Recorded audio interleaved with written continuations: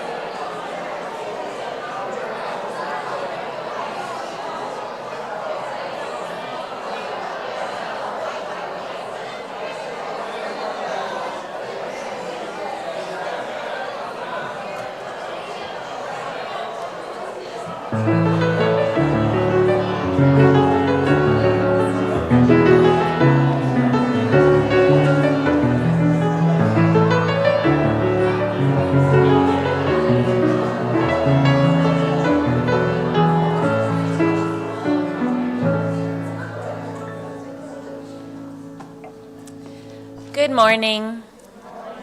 Today I have just a few announcements. Please mark your calendars for an evening of intergenerational fellowship and a service the night after the election. We are pausing our weekly Wednesday night programming to instead spend time together. We are going to have dinner together, a short service, and kids' activities. So bring yourself, your families, your games on Wednesday, November 6th for dinner. It does cost $5 a person because we're going to make dinner, and we need as many people as possible to register. The link is in Realm, it's in the weekly email, and on Facebook. You know, I wonder if they schedule these elections to be right after the spookiest of holidays so that we all get a taste of something scary. But no matter the result of the election, our community endures bright and healthy. And to all, a happy Halloween.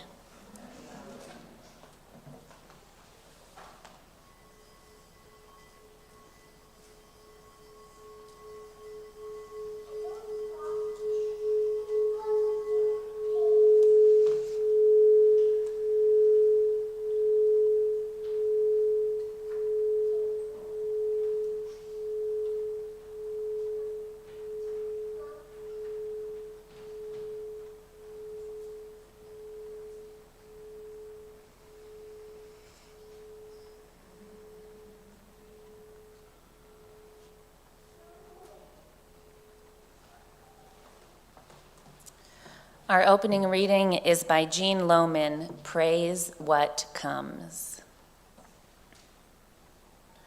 At the end, there may be no answers, but only a few simple questions. Did I love? Did I finish my task in the world? Did I learn at least one of the many names of the sacred?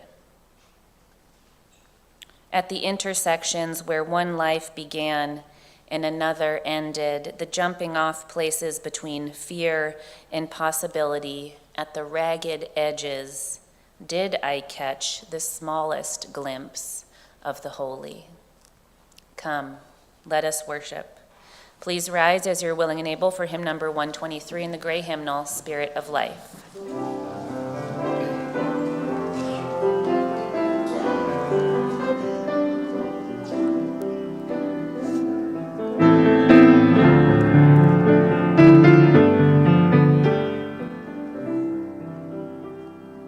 Spirit of life, come unto me.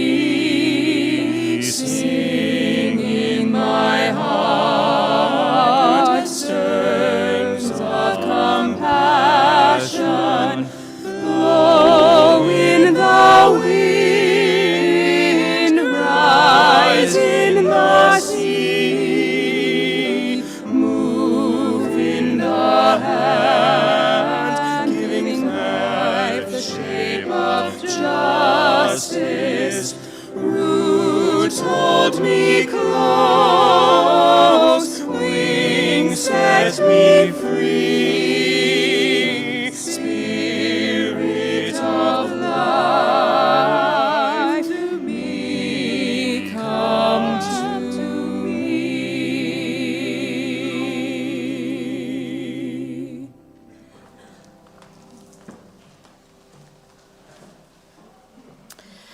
As Andre comes forward to light our chalice, we invite you to join us as we recite our covenant. Let us affirm that love is the doctrine of this church. The quest for truth is its sacrament, and service is its prayer. To dwell together in peace, to seek knowledge and freedom, to serve humanity in fellowship, to the end that all souls shall grow into harmony with the divine. Thus do we covenant with one another. Could I have all the children please come forward for our time for all ages? Sorry. Hi, everybody. Hi. Hi, everybody. How are y'all doing? Oh, good. I'm glad to hear it. Hi. Hi, Sparkle Jacket. Hi, everybody. Come on up here. Does anybody notice what we have going on here? Yes.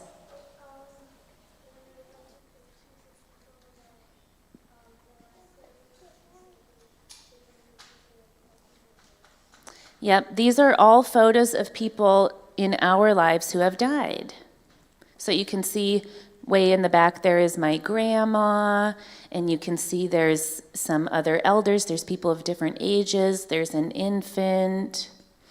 We do this because we need to remember the people in our lives who have died. Oh, and we have some more. Oh, good.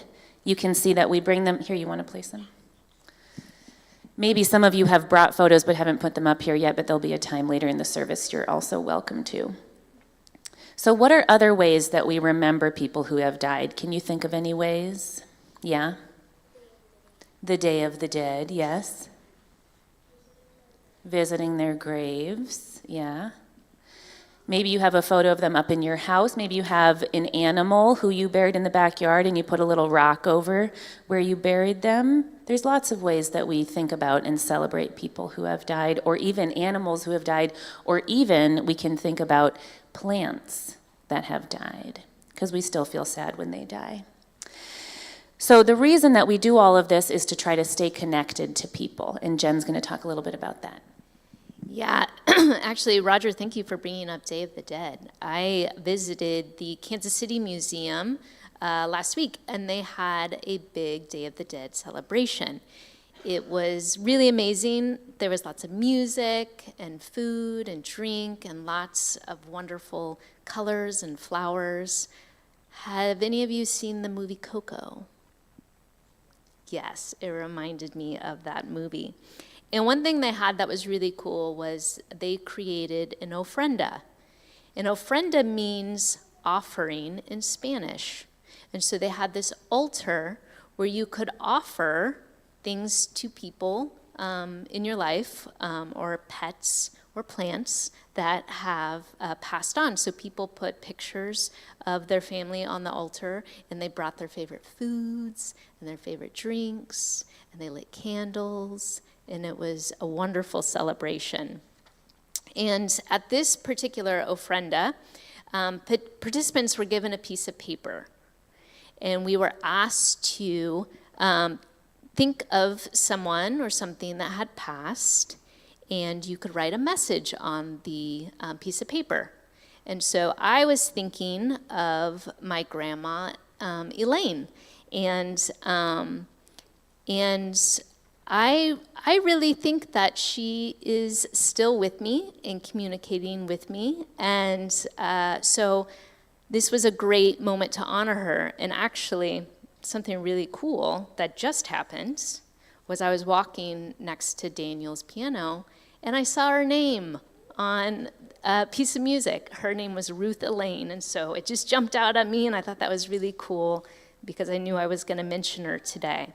So on my piece of paper, because I still feel like she's here giving me advice and communicating with me, I just wrote on the piece of paper, Grandma Elaine, what should I know? And then they had butterflies at this ofrenda that you could put with your message. Has anyone seen any monarch butterflies recently, maybe passing in your yard on some plants? And monarch butterflies are really an important symbol during Day of the Dead, and we saw them recently because they're actually on their annual migration back to Mexico, where they will spend their winter. So, and these butterflies are so important to this celebration because they represent our ancestors who are making their way back to Earth. So today what I would like you to do is, this is for everyone, but for the children, you can, on your piece of paper, you can write a message to someone or something that has maybe passed, or draw a picture, maybe a heart, and then we'll give you a monarch butterfly to put on the altar. And to everyone, you have a pen and paper in your lap. I invite you to thinking about what is a question that you might have for someone who has passed, what is a message you might have for someone who has passed. Like Jen wrote, what should I know, to her grandmother? Is there something you wonder or something you'd like to say that you can write on a note? And then later in the service, there'll be a moment to bring them up here. And we'll just do this for 1 minute.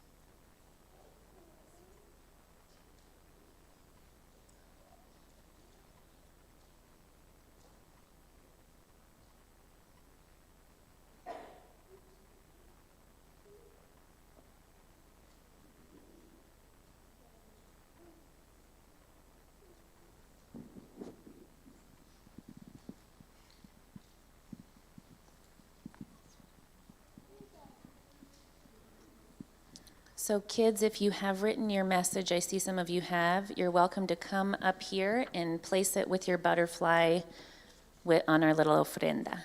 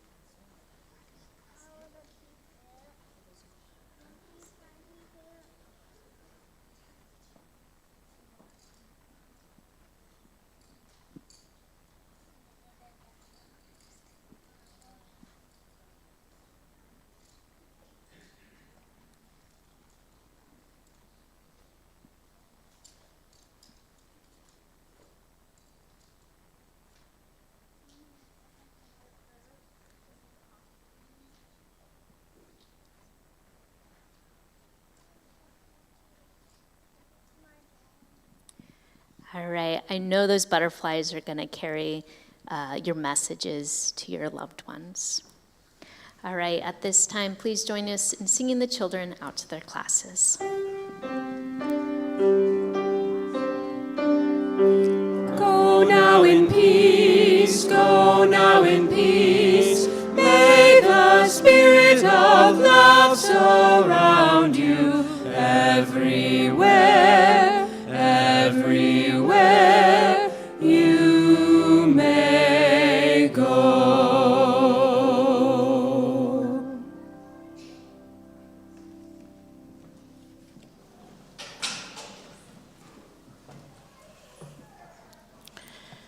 For those of you who don't know me, my name is Naya Lisa Cuevas, or you can call me Naya. And I've been coming to SMUUCh for about 2 years, I think. So just wanted to introduce myself. But each month, we as a community take time to reflect on a theme. The children do this in their classes, and we do it here in worship and in our small groups. This month, the theme is deep listening. In the film, Inside Out, we are introduced to Riley's inner world.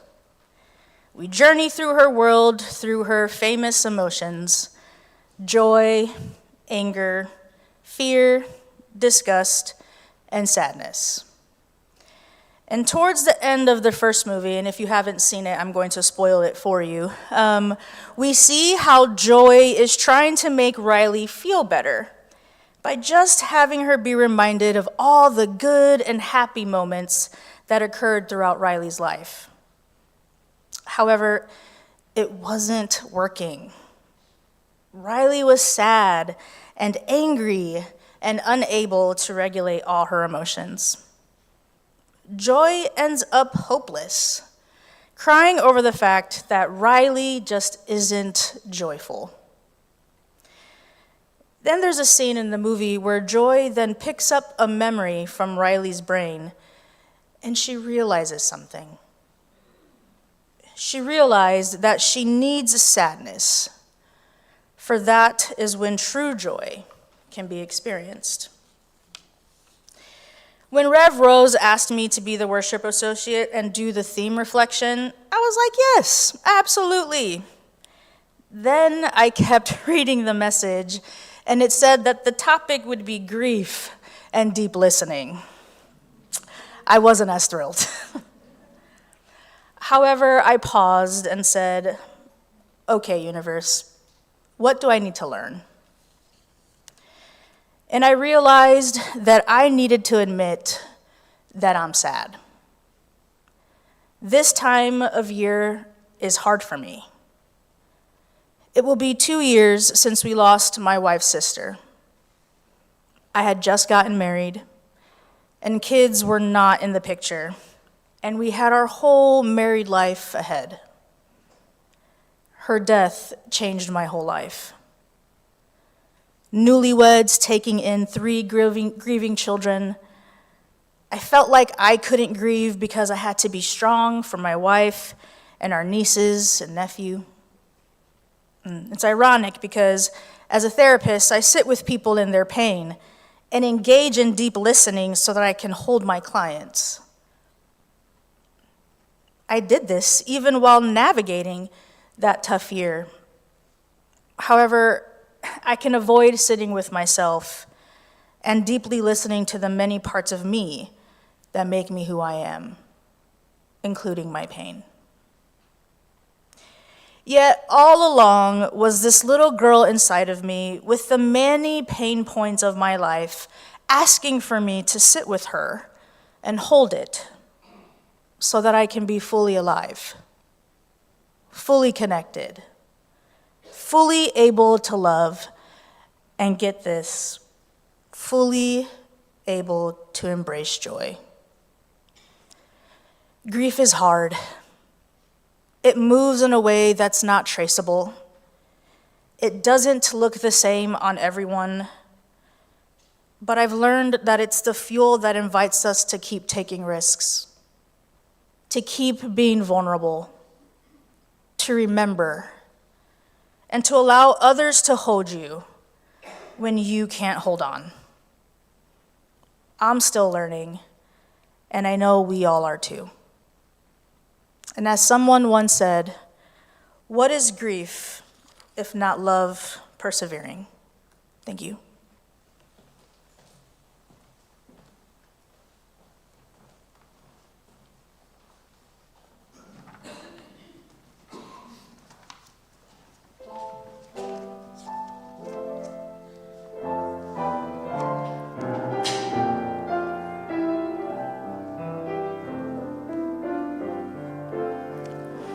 To new adventures, to new horizons, there will be challenges and triumphs ahead.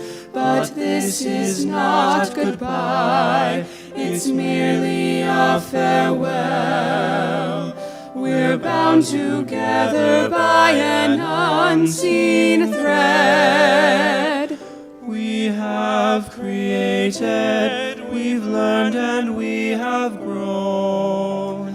Composed a symphony that's all our own, a symphony that plays in every single heart, and will continue on, although we'll be apart. Because when you're gone, we'll remember your song.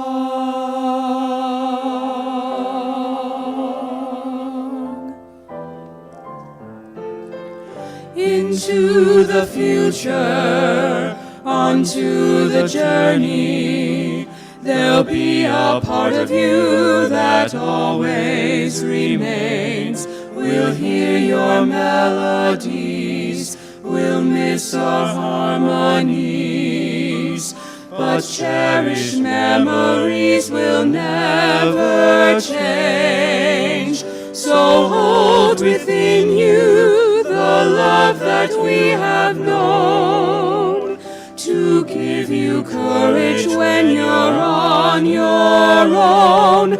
We never will forget your laughter or your smile, or the music in your heart, your distinct artistic style.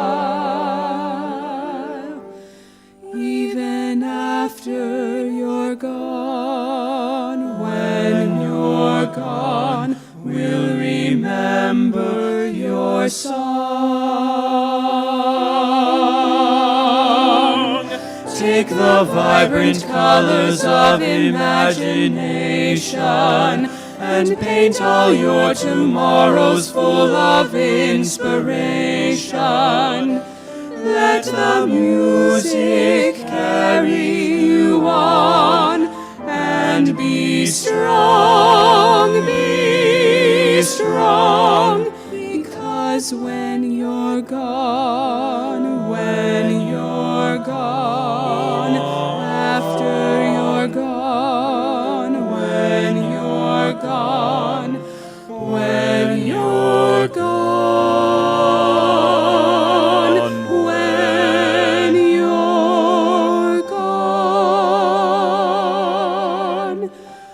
we'll remember your song.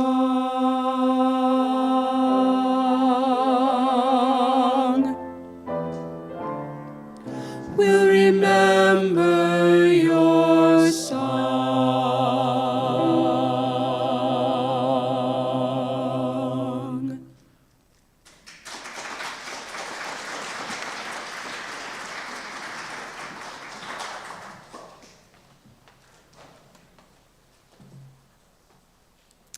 We come to this place to see and be seen, to teach and be taught, to hear and be heard. I invite you to reach over and nudge the person sitting next to you, reminding them and yourselves that we are gathered here in authenticity and peace and intention. We also come to this place to share our joys and sorrows. If you have a rare joy or a profound sorrow to share, I invite you to come forward and light a candle.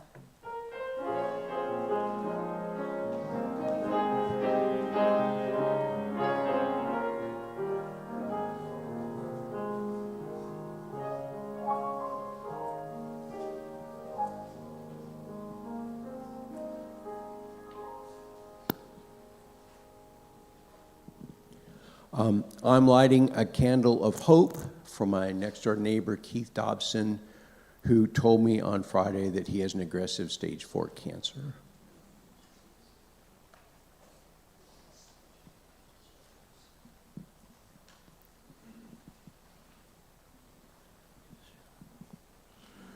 On Thursday, it was my wife's 59th birthday.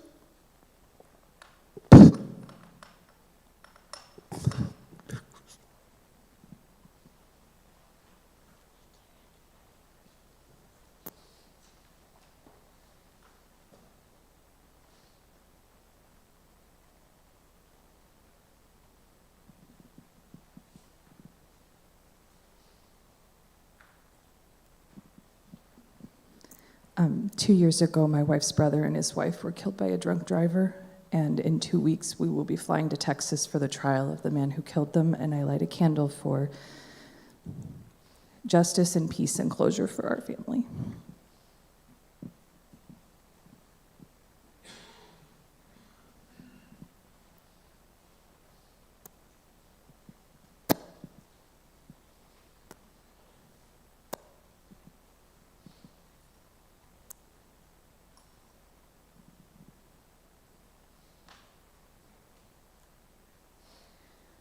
I light the remaining candles for all the joys and sorrows that remain unspoken in the silent sanctuaries of our hearts.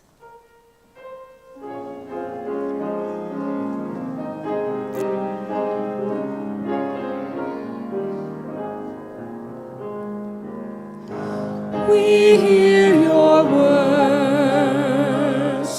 We witness your life in all of its heaviness, in all of its brilliance, and we carry your joys and sorrows in a shared heart.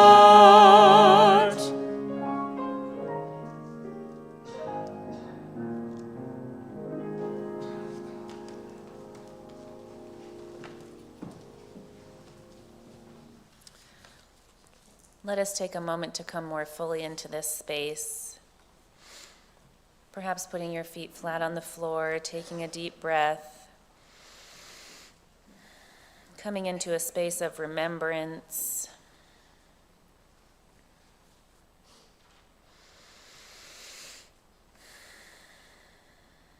We'll have a moment of silence followed by a reading of all the members of our congregation who have died this year, and then a remembrance litany.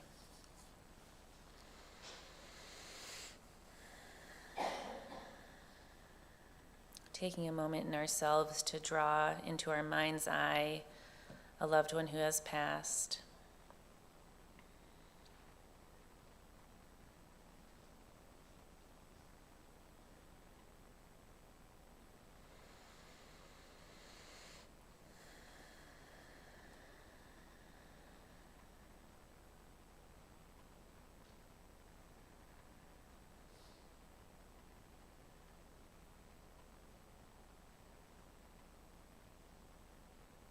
Among the many losses that remain present for us, let us remember Michael French,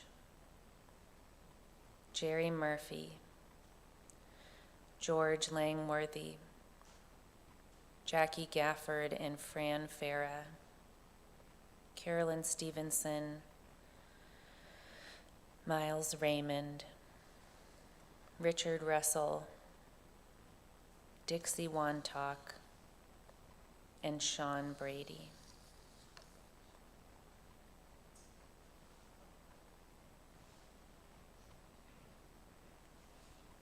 This is a litany entitled We Remember Them, and I invite you to say we remember them with me.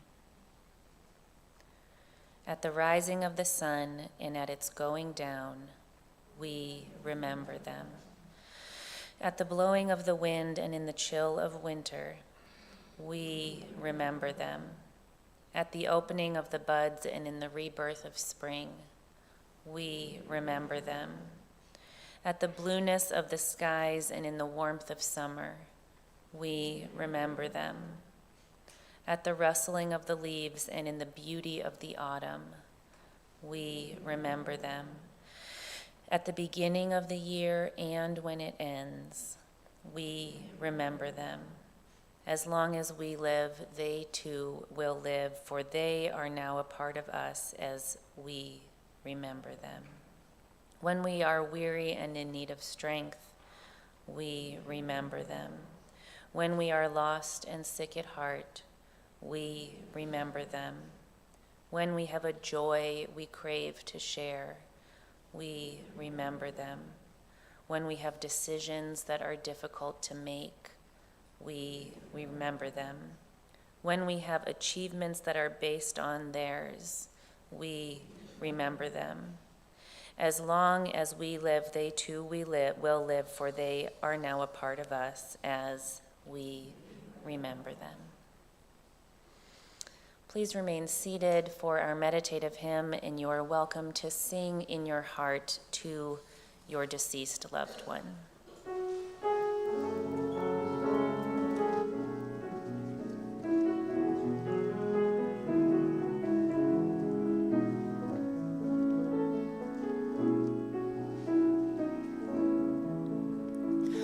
How could anyone ever tell you you were anything less than beautiful? How could anyone ever tell you you were less than whole? How could anyone fail to notice that your loving is a miracle? How deeply you're connected to my soul. How could anyone ever tell you you were anything less than beautiful? How could anyone ever tell you you were less than whole? How could anyone fail to notice that your loving is a miracle? How deeply you're connected to my soul.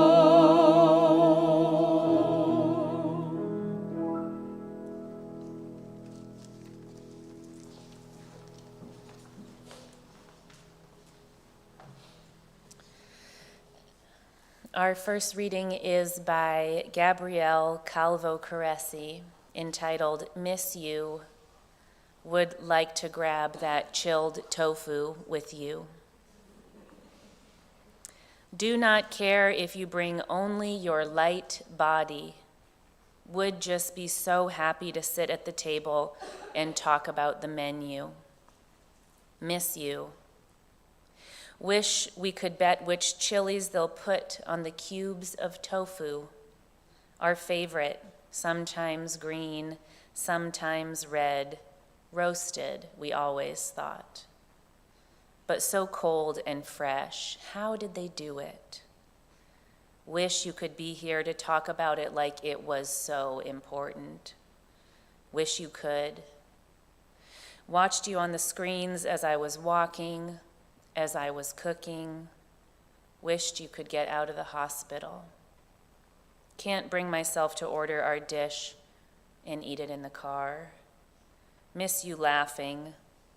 Miss you coming in from the cold or one too many meetings, laughing. I'll order already. I'll order 7 helpings, some dumplings, those cold yam noodles that you like. You can come in your light body or skeleton or be invisible. I don't even care. No, you have a long way to travel. No, I don't even know if it's long at all. Wish you could tell me what you're reading, if you're reading. Miss you. I'll be at the table in the back.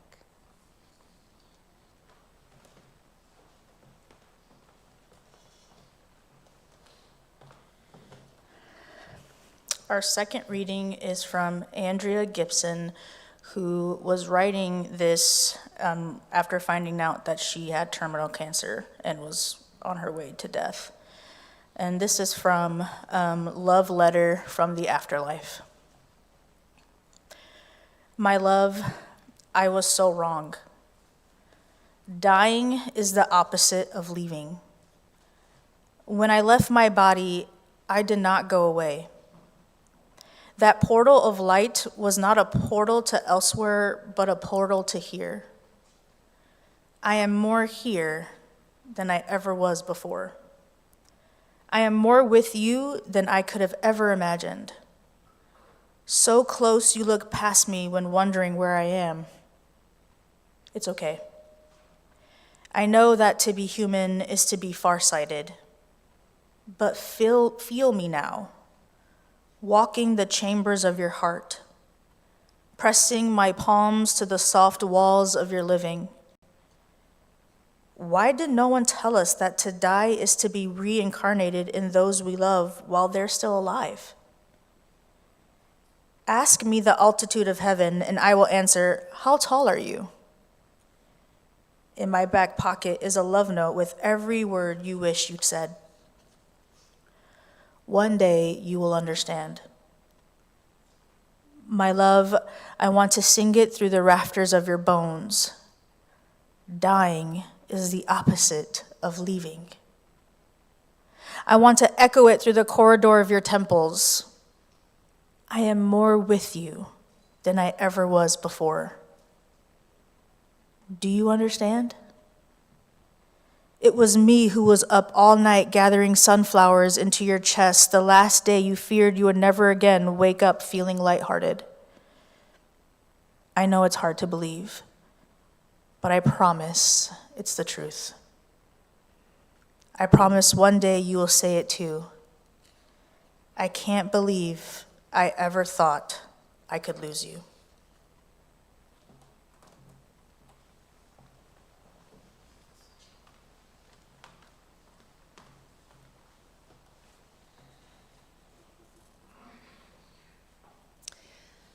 When I was in seminary, I took a class with Dr. Paul Knitter, who was elderly at the time.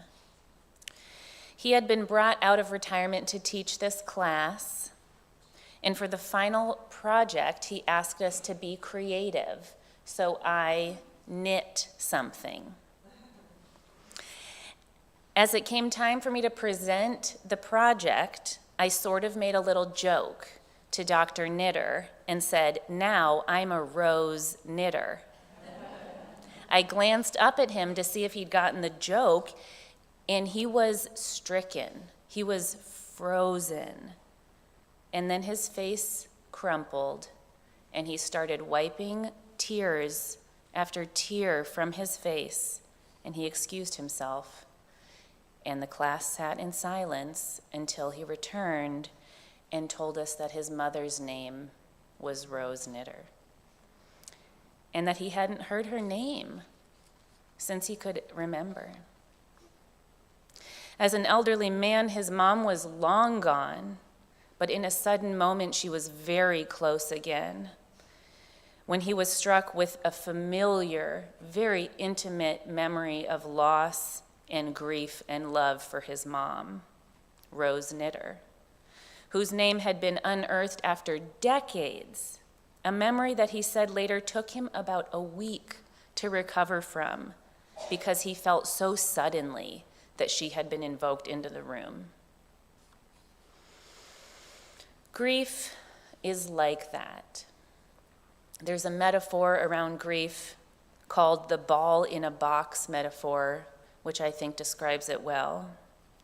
If you imagine a box that has a grief button on one of the inside walls, there's a ball bouncing around inside of it, and it hits that button more or less randomly. When the grief is new in this metaphor, the ball is big, so it hits that grief button a lot. But as over the time, the grief changes and the ball becomes smaller and smaller. But like Dr. Knitter, who was pierced through with a great loss on a day like any other day while teaching a class, the pain remains familiar, intimate, and never goes away. But it is a gift to remember. It is a gift to have spaces to invoke memory, for the word remember simply means to reassemble, to reconstitute, or to become whole once more. To remember is a chance to allow our love to persevere. Many of you have lost people who you loved dearly and have come today to lift up their lives and their legacies as living on in you and in others who knew them, living on in others who hold the same values of them, and even living on in people who look like them or talk like them. We gather today to ritualize our connection to them, to open a space of memory, to touch that grief button. And as we mentioned in the Time for All Ages, we gather today to feel close to those who have died and to continue the relationship with them, to talk to them through memory, but also by allowing ourselves an opportunity to actually ask questions or write messages. I think that we need to do this sort of illogical ritualizing work specifically around grief because death really defies our logical brain. Not only when someone is suffering grief does their brain go into a brain fog as one tries to readjust to a new reality, but also grief just warps and pulls on reality, and many people throughout their lives feel a connection to those who have died, which really doesn't make much sense. But throughout human history, and still globally, the idea of being connected to people after they die is really widely accepted amongst humanity. There are many practices that keep people who have died close. If you think about the history of humans, the practice of preparing and caring for those who have died has always rested on the family. But in the last 100 years or so, our death work has become professionalized, which means that many of the practices that we have that help us understand the long story of life and love and death just aren't here for us the way they used to be. For example, in Europe, in many places, people used to bury the dead right under the house so that you could keep that person close, believing that your loved one witnessed your life through the longer story that we who are alive don't yet understand. Imagine, how would it change your relationship to a loved one if you felt that they knew and watched your life intimately, that they were there with you to be asked questions of, to witness you?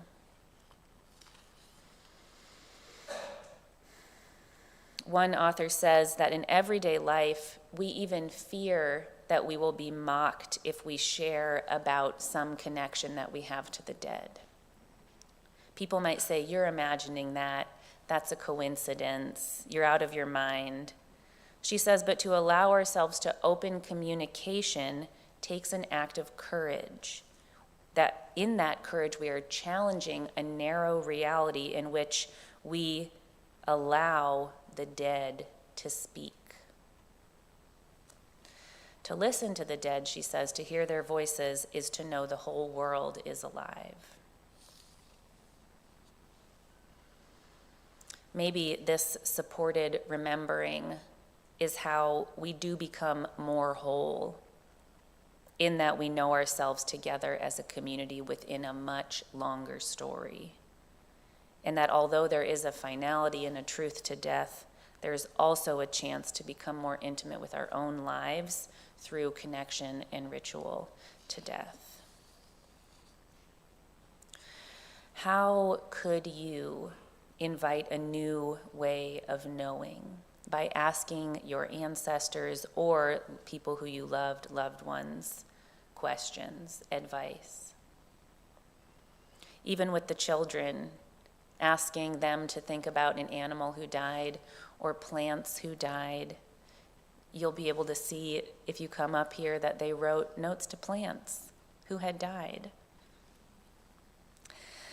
Like Jen said that she asked her grandma, "What should I know?"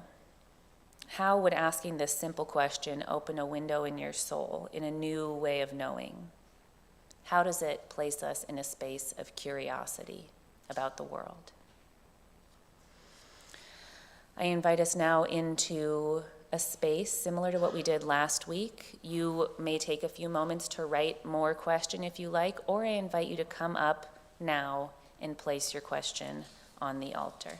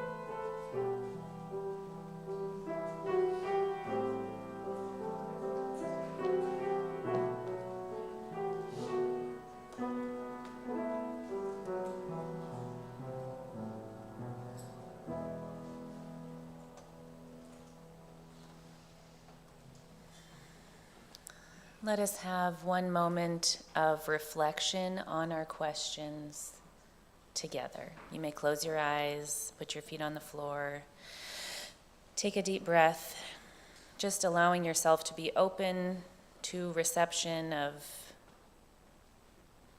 anything.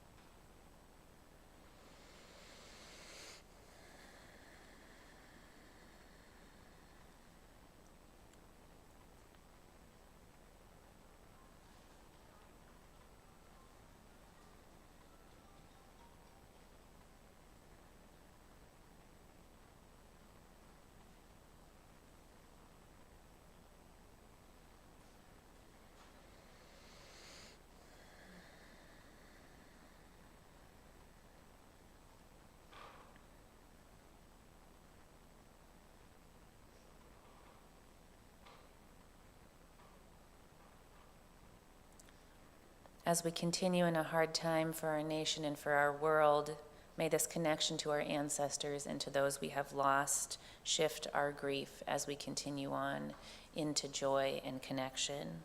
May it be that we find a deeper strength, a more enduring love, and a wisdom about the long story that sustains us and liberates us as we greet our ever-changing world.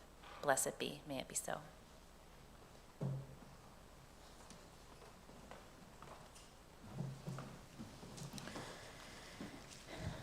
The work of the church depends on us, our generosity of time, wisdom, and financial resources. Let us take a moment to honor the ancestors of this church. the people who first came together to create SMUUCh, who worked to raise money for a building, who sat in committee meetings and created bylaws, who chopped and marinated and baked for potlucks, who painted and weeded and pounded nails and washed countless dishes, who gathered to worship, to learn, to grieve, to heal, to serve, to build justice, to transform their lives and this world. We are the recipients of an incredible gift and a beautiful vision. Let us do our part to keep this congregation strong, vital, and thriving for the generations to come. The morning offering will now be greatly received. We invite you to give generously to support the ongoing work of the church. The offering will now be given and received in grateful appreciation of our shared values.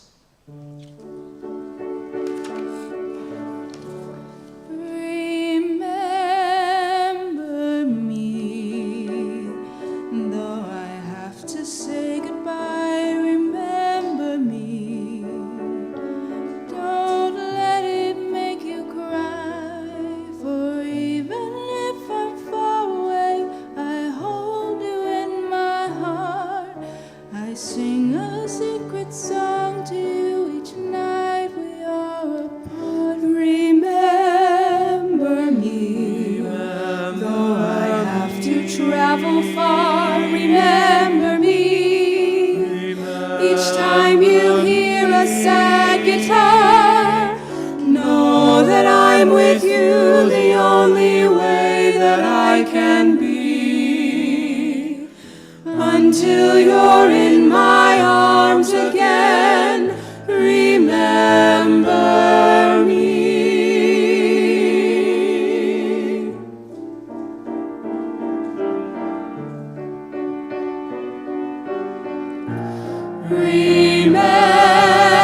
Remember me, though I have to say goodbye. Remember me. Don't let it make you cry, for even if I'm far away, I hold you in my heart.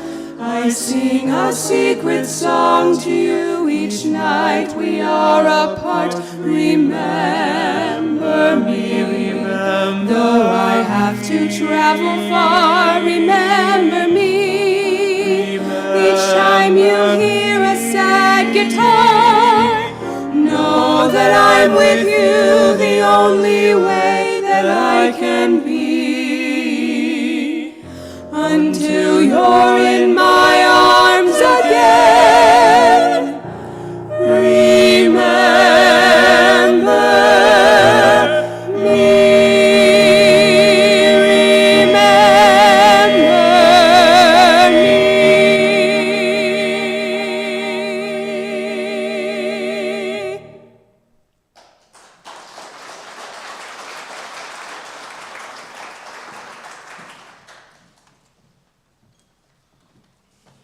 Thank you, that was beautiful. We extinguish this flame, but not the light of truth, the warmth of community, or the fire of commitment. These we carry in our hearts until we are together again. Please rise as you are willing and able for our closing hymn, number 6 in the gray hymnal, Just as Long as I Have Breath.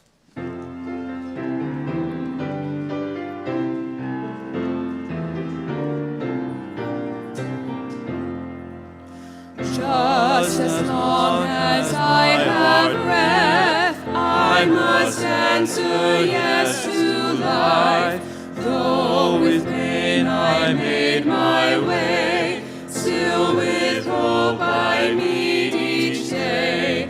If they ask what I did well, tell them I said yes to life.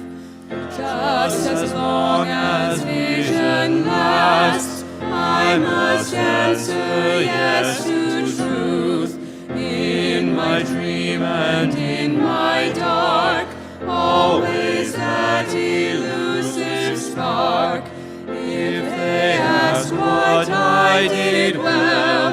Tell them I said yes to truth. Just as long as my heart beats, I must answer yes to love. Disappointment pierced me through, still I kept on loving you. If they ask what I did best, tell them I said yes to love. This week, as we live in an anxious anticipation of the next week, I invite you all to think about your ancestors and pay special attention to your grief and to the ways that you are making space for it. Go in peace.